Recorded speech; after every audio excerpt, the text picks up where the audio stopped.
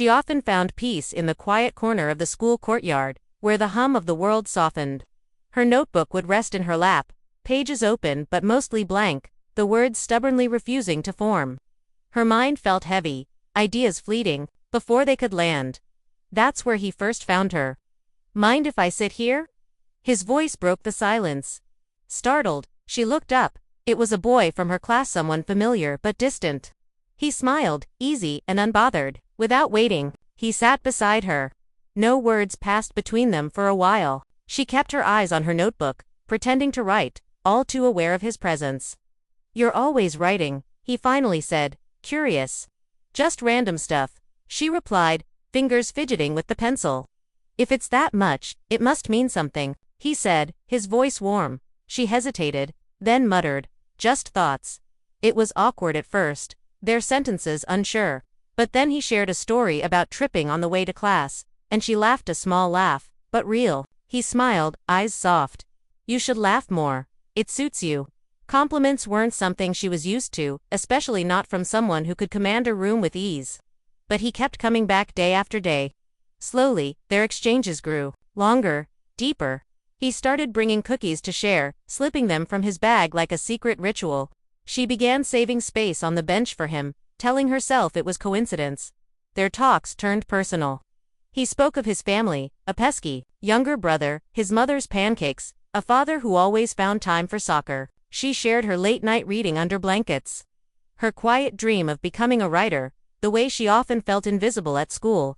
"You're not invisible," he said one afternoon, his voice unwavering. "I noticed you, long before I knew your name." That night, she smiled, just remembering. And for once, her notebook wasn't blanket filled with words about him. As weeks passed, they drew closer. The silences between them became comforting, not awkward.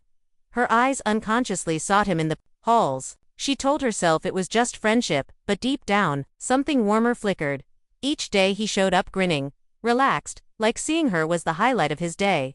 "You secretly saved this spot for me," he teased one afternoon, biting into a chocolate bar. Just she smirked. "Maybe I just like this side of the bench." "Oh sure, totally not about me." Their rhythm was natural now. She began anticipating his stories. The way he made even the dullest day feel lighter. One afternoon, she was quiet, gaze distant. "What's on your mind?" he asked. She hesitated. "I don't know. I just feel stuck. Like I want to do something that matters, but I don't know where to start." "You will," he said gently. "You're one of the smartest people I know." "You really think so?" "I know so. You don't just think differently, you feel differently." Her heart thudded. "People don't really notice me that way." "I do," he said, softly. "Always have." That confession echoed in her chest. From then on, they let each other in further. She showed him the stories she kept hidden.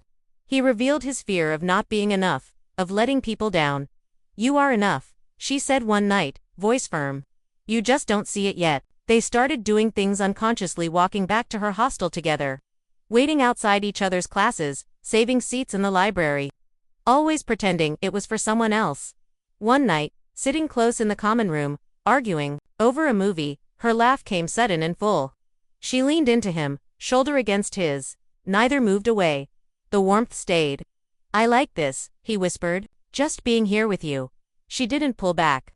"Me too," she whispered. Things shifted quietly after that. The way they spoke, the way they lingered near each other, it all carried something unspoken.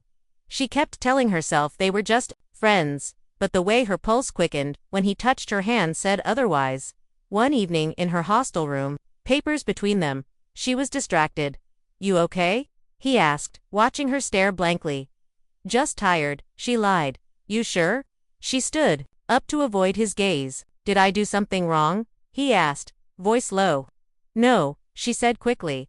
"Then what is it?" She faced him. I don't know what this is anymore." "This?" he asked. "You and me." She nodded. "It's different now, right?" "It is," he said, stepping closer. "I'm scared. I don't want to mess this up." "You won't. We won't." He reached for her hand, gently. She didn't pull away. Instead, she let her fingers wrap around his. "I've been trying to figure this out too," he said. "Didn't want to risk ruining us." "You're not ruining anything," she whispered. "I don't want to lose you." "You won't." The next few days were lighter. but more intense. They didn't speak about that night again, but it was there, in the way he sat closer. In the way their hands brushed and stayed. It was in her sudden smiles, in his softened gaze. Walking back to her hostel one evening, he stopped suddenly. "I need to say something." She turned, heart racing. "I know we haven't labeled this, but I can't keep acting like it's nothing." He took a breath. "I like you. Not just as a friend. Being around you, it feels different. Better." Her heart thudded. "I feel the same," she whispered. He smiled soft, vulnerable. "You do?" "Yeah," she said, her smile matching his. Without hesitation. He reached for her hand again, and this time, it felt exactly right. From that moment on, they didn't need to define anything. It was all there in how they looked at each other, in their quiet shared space on the bench, in the conversations that now carried more warmth, more weight. When exams approached, she felt overwhelmed, notes everywhere. Thoughts scattered. He found her in the library. "You okay?" "Not really. Everything's a mess." "You've got this," he said, voice steady. "I don't feel like I do." "Then let's figure it out together." He quizzed her, cracked jokes, refused to let her spiral. When it was over, she looked at him and said, "I don't know what I'd do without you." "You'd do fine, but I'm glad you don't have to." Later, alone by her window, she realized he wasn't just someone she liked, he had become her anchor, the one person who made the chaos quieter. The next day, he was waiting at the bench. She sat beside him, took his hand. "Thank you." "For what?" "For always showing up." His grip tightened slightly. "I wouldn't be anywhere else." In that small gesture, she knew she wasn't alone. Their bond kept deepening. He started sensing her moods before she spoke. She noticed the way he grew quieter under pressure. One night, she found him sitting outside the hostel, looking lost. "What's wrong?" He sighed. "Just everything.